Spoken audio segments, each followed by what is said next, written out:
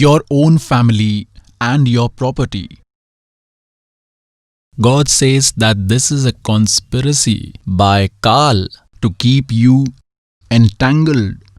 In here, it is a trap, a well thought out plan. And until you understand this, you cannot do any worship. And neither can you attain salvation. It does not mean that we don't require our families at all. Just consider that these all are the children of God. You too are children of God because of your impressions of previous deeds, whatever role you are in, whatever role you are playing. Someone is a son or a daughter. Someone is a husband or a wife, father or mother-in-law, father, mother, uncle, aunt, or nephews. So this is your own creation of relations of this world and your impressions of previous deeds. And considering them all to be the children of God, so in this way, how should you behave with all these children of God? For instance, how does a servant behave with the owner's child?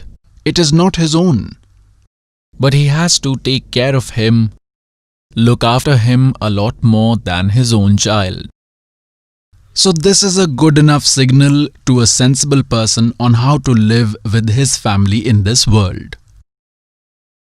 Now God says the truth. God says that if you don't have a child and you die while asking God for a child,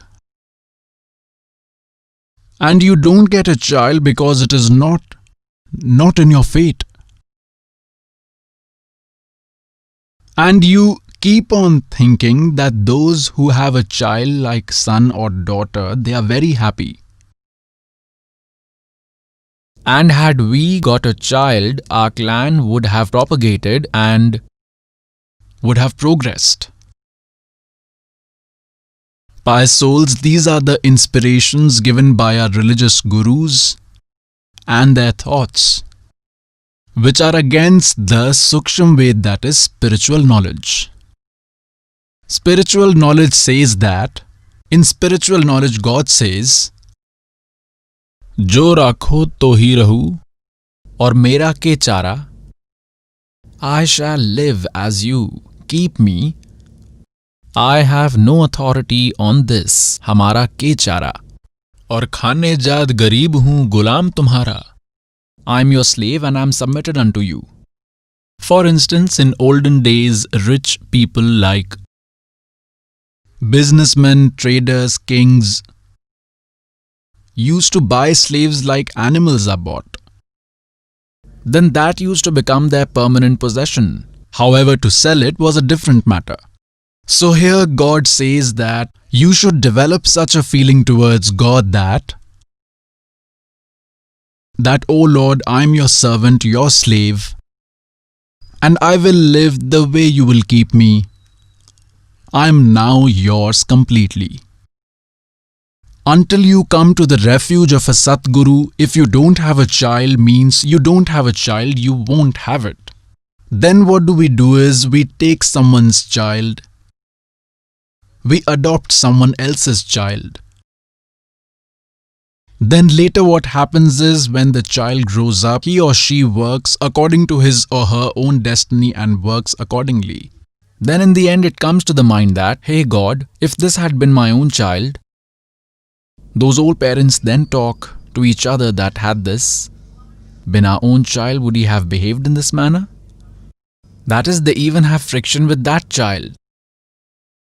So God says that this is a mistake of yours because you have only followed hearsay, knowledge and tradition. Now when you will come to the refuge of God, then He will do what He wants. If God thinks it is important to give you a child, then He will send one of His pious souls.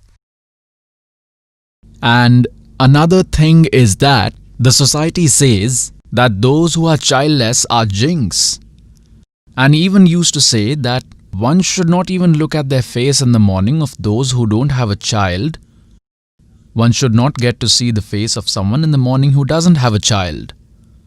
This is hearsay knowledge, false notion,